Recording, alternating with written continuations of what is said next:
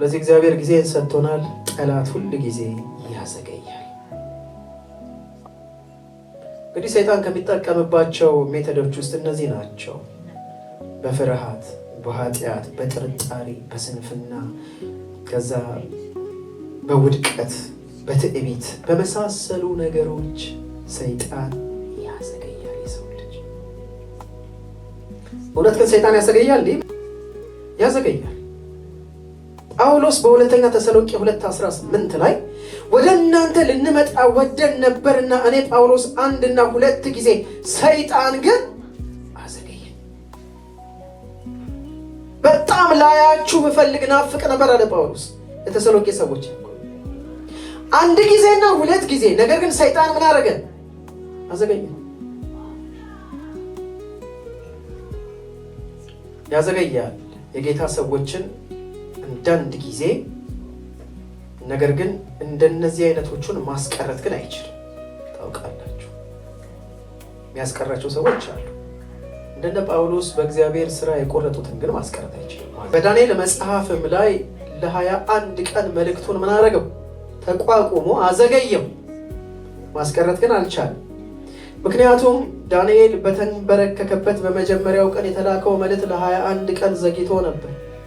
መልእክቱ ሲመጣ ዳንኤል ተንበርክኮ፣ በውጊያ ውስጥ መላእክቶች ብቻ ሳይሆኑ እሱም አብሮ ተሳታፊ ነበር። አይደለም? መልሱ ሲመጣ እኮ በስፍራው ነበረ ዳንኤል፣ ከስፍራው አልተነሳም። መላእክቶች ብቻ ሳይሆኑ በውጊያ ውስጥ ፓርቲሲፔት ያደርጉ የነበሩት ዳንኤል ጭምር ነበር። ጸሎቱ የተሰማው በመጀመሪያው ቀን ነው። ውጊያው ግን የቀጠለው ለ21 ቀናት። አያችሁት? ሊያስቀርበት አልቻለም። መላእክቶች የሚችሉትን በፍጥነት ለማድረስ ታዘው ነበር። ቁርጠኛ የሆኑ መልእክቶች ይኸው በዚህ ሰሞን የምንማራቸው የራእይ ትምህርት ጉዳዮችም አሉበት ይመስለኛል። ለዛ ሳይሆን አይቀርም የሚዘገየው አይደል? ምክንያቱም በጣም ሲሪየስ የሆኑ መልእክቶች ነበር፣ መገለጥ የሌለባቸው።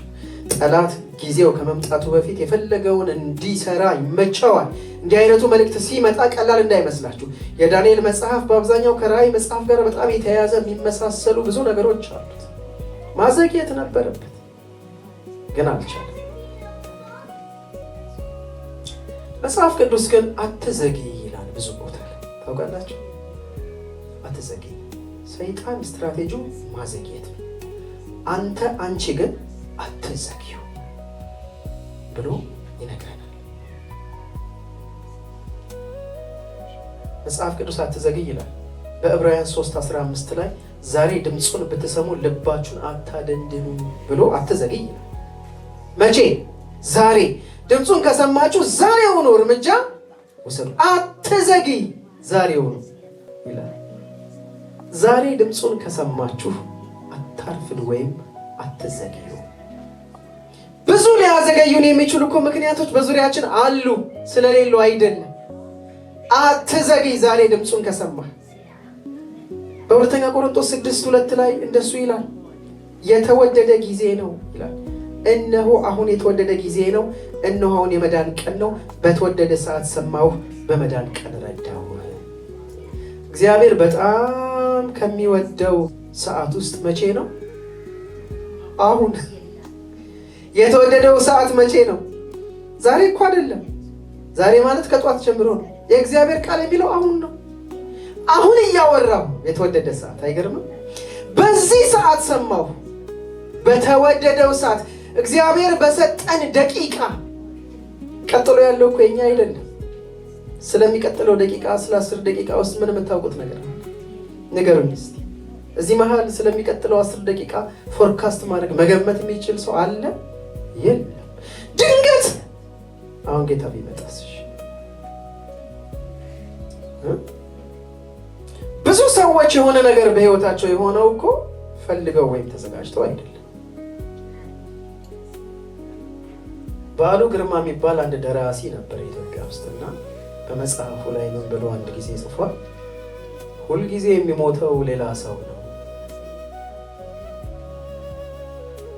እኔ ሞታለሁ ብሎ የሚያስብ ሰው አለ? ሁልጊዜ የሚሞተው ሌላ ሰው ነው። አይገርማችሁም? ሁልጊዜ የሚሞተው ሌላ ሰው ነው። እኔ እሞታለሁ ብሎ የሚያስብ ሰው የለም። ሁልጊዜም የሚሞተው ሌላ ሰው።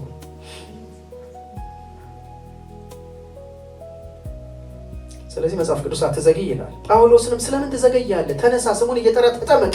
ምክንያቱም ልክ ለጳውሎስ የመጣለት መልእክት ራሱ ምን የሚል ነው? አትዘግይ፣ ፍጠን ፍጠን ፍጠን። ጳውሎስ ለሥራ ተመርጠሃል፣ በጣም ብዙ ሥራ አለ። ስለዚህ ተጠመቅ፣ ስሙን ጥራ፣ በል ቶሎ በል፣ ፍጠን። የተጠራህበት ጥሪ ትልቅ ስለሆነ አትዘግይ አለው። አያችሁት?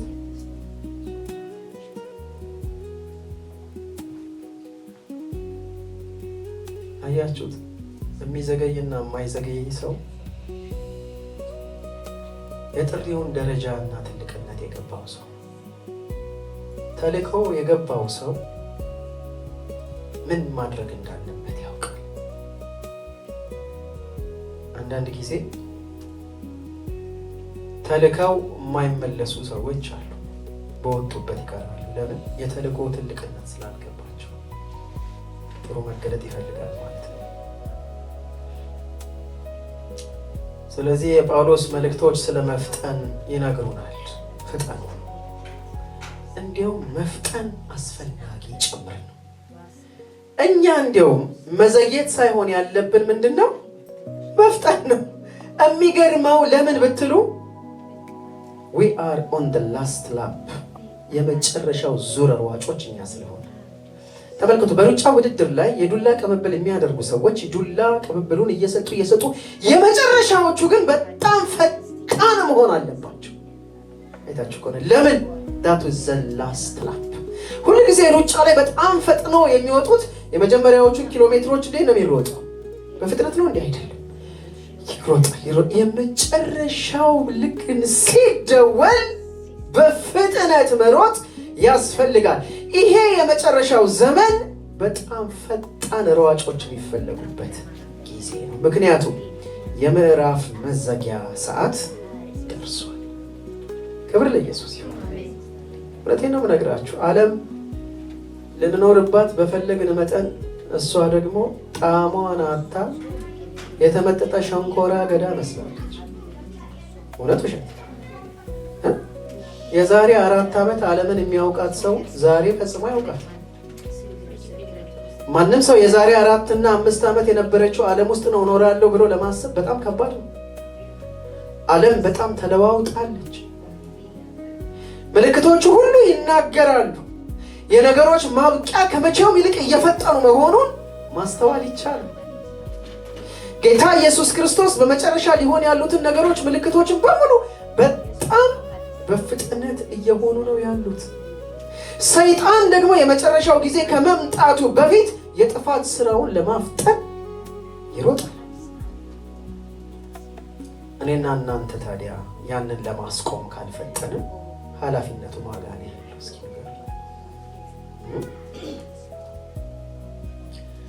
በኤፌሶን 5 ላይ ቀኖቹ ክፉዎች ናቸው፣ ዘመኑን ዋጁ፣ የጌታ ፈቃድ ምን እንደሆነ አስተውሉ እንጂ ሞኞች አትሁኑ ይላል የጳውሎስ መልእክት።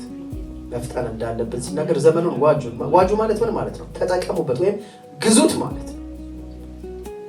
ኢፌክቲቭሊ ቀኖቹን ተጠቀሙባቸው፣ ግዙት ማለት ነው። ተጠቀሙበት ጊዜውን ማለት ነው።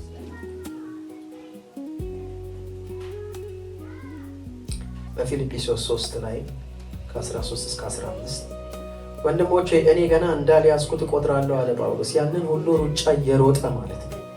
ነገር ግን አንድ ነገር አደርጋለሁ፣ በኋላ ያለውን እየረሳው በፊቴ ያለውን ለመያዝ ዘረጋለሁ። ጥሩም ይሁን ምንም ይሁን የኋላዬን እየረሳው ከፊት ነገ ግን ተሰጥቶኛል፣ አሁን ግን ተሰጥቶኛል ምን እላለሁ? እዘረጋለሁ። የሚቀጥለውን ለመያዝ እፈጥናለሁ። እንግሊዘኛው በጣም ደስ ይላል። ይገርማችኋል። I press forward the mark for the price of the high calling of God in Christ Jesus ነው የሚለው። I press forward ነው የሚለው። እፈጥናለሁኝ። ወዴት? ወደፊት። ምን ለማድረግ? የሚቀጥለውን ለመያዝ። የኋላዬን በቃ አለፈ። የኋላው ያለፈው አገልግሎቴ አለፈ። አሁን ከፊቴ አዲስ ነገር አለ። ከፊቴ ሌላ ክብር አለ። ከፊቴ ታላቅ ነገር አለ። እሱን ለመያዝ the mark for the price of the high calling የተጠራንበት ጥሪ ትልቅ ኳሊቲ ያለው ነው። it is high calling። ሁልጊዜም ሰይጣን የሚያዘገየው ጥሪያችን የከበረ ተስፋ ያለው በእውነት እንደኛ ያለ ህዝብ ስለሌለ እግዚአብሔር የወደደውና ያከበረው ትልቅ ኃላፊነት የሰጠው እንደኔና እንደናንተ ያለ ስለሌለ ነው። ቅዱሳን ተራ ህዝብ ስላልሆንን የከበረ ነገር የተሰጠን ስለሆንን እግዚአብሔር የሚባለውን ታላቁን ንጉስ የምናገለግል የንጉስ ልጆች የብርሃን ልጆች ስለሆንን we've got a high calling higher calling ነው ያለን ከፍተኛ የሆነ የጥሪ መልእክት የያዝን ሰዎች። ስለዚህ መንፈስ ቅዱስ ሁሉ ጊዜ ዛሬ ነው የሚለው። ጠላት ደግሞ ምንድነው የሚለው? ይደርሳል። ቀስ ስታረጅ በኋላ ነገ ከነገ ወዲያ እቺን ጊዜማ አለፋት ችግር አለ ምናምን ቀስ ትደርሳል። ገና እኮ ልጅ ነህ፣ እድሜ ራሱ ገና ወጣት ምናምን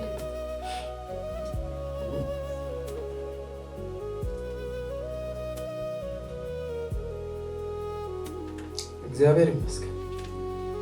በልጅነት የጠራችሁ ሰዎች ጊዜያችሁን ተጠቀሙበት። አሁንም ላይ ያላችሁ ሰዎች ገና ጊዜ አለ። ዛሬ የሚባል አሁን የሚባል ቢያንስ እስክንወጣ ከቆየን በጥሩ ሰላም ተባብለን ወደ ቤት እንሂድ። አሜን ነው። ይሄም እኮ መባረክ ነው። በቅዱሳን መሆን እንደመገኘት ምን የታደለ ነገር ነው። እግዚአብሔር ምስክሬ ነው። እኔ ከማገለግለው በላይ እናንተን በማየት ደስ ይለኛል።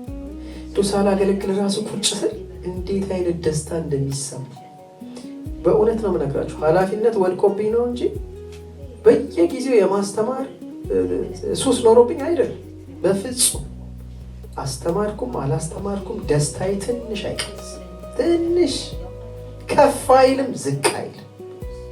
ምክንያቱም ከወንድሞቼ ከህብረት ይበልጣል ማገልገል ይበልጣል አይበልጥም? እናንተን ከማየት ይበልጣል አይበልጥም? በፍጹም አይበልጥም። በአባቴ ቤት እንደመሆን የሚበልጥ ነገር አለ? የለም። ሙሴ ከእግዚአብሔር ሕዝብ ጋር መከራ መቀበልን መረጠ። ለመከራ ሕዝብ የመረጠ ሰው ነው። አስቡት እንግዲህ አንዳንድ ሰዎች ቤተክርስቲያን አልሄድም ክፉዎች አንዳንድ ማታሉ ምናምን የሚሉ ሰዎች በቃ ሁሉ ጊዜ የሚሉ ሰዎች አልገጠማችሁ? የእግዚአብሔር ሕዝብ ቆሻሻ እንኳን ቢሆን ወርቅ ነው። ክብር ለኢየሱስ ይሁን። በክርስቶስ ደም የታጠበ ስለሆነ እሱን የሚመስል ሕዝብ የለም። ከዚህ ሕዝብ ጋር መከራ መቀበልን መምረጥ መታደል። አሜን ነው። አትዘግዩ። በቤት የሚያስቀራቸው የሚያስቀምጣቸው ብዙ ምክንያት የሚሰጡ የሚዘገዩ የሚተኙ ሰዎች ብዙ ናቸው። እንግዲህ ሰይጣን የሚያዘገይባቸውን ጥቂት ምክንያቶች እናገራለሁ።